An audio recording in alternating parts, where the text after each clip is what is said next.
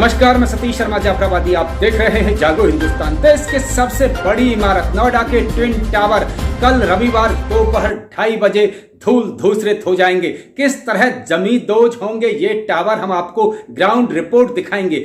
ये टावर क्यों ध्वस्त हो रहे हैं, क्या है काले कारनामों की नींव पर रखी यह इमारत की दास्तान, इस संबंध में क्या है पूरी रिपोर्ट, आइए देखें जागो हिंदुस्तान। यूपी के औद्योगिक शहर नोएडा के सेक्टर 93A में नोएडा ग्रेटर नोएडा एक्सप्रेसवे के समीप सुपरटेक कंपनी के 2 ट्विन टावर हैं। 7 लाख वर्ग फीट में बने हैं ये ट्विन टावर। 915 फ्लैट और 21 दुकानें हैं। ये दुनिया के 5 सबसे बड़े टावरों में से एक हैं और भारत की सबसे बड़ी ये इमारत है। 29 मंजिला ये ट्विन टावर 97 मीटर और 100 मीटर ऊंचे हैं। ये ट्विन टावर दिल्ली की कुतुब मीनार से भी ऊंचे हैं। कुतुब मीनार की ऊंचाई मात्र 74 मीटर है। 28 अगस्त को दोपहर बाद 2:30 पर कुतुब मीनार से भी ऊंची इमारत मात्र 9 से 12 सेकंड में धूल धूसरित हो जाएगी।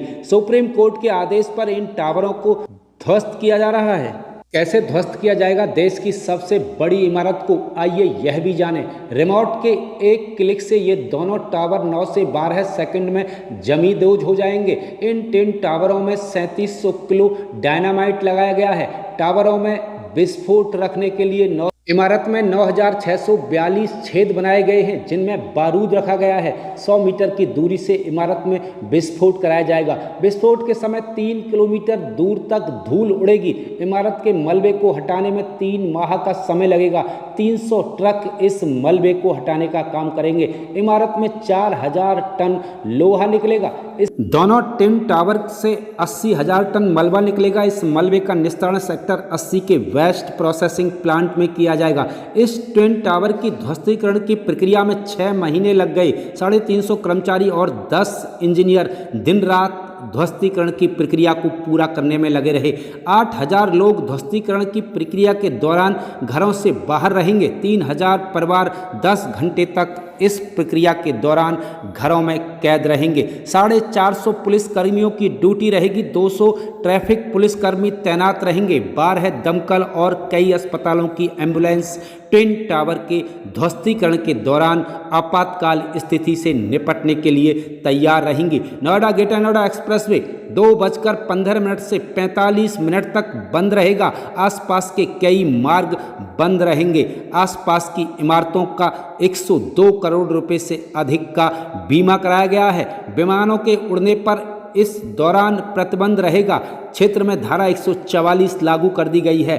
ड्रोन उड़ाने पर भी 26 से 31 अगस्त तक एरिया में प्रतिबंध रहेगा। भ्रष्टाचार की नींव पर खड़ी नोएडा ही नहीं, देश की सबसे बड़ी इमारत का इतिहास क्या है, आइए यह भी जानें।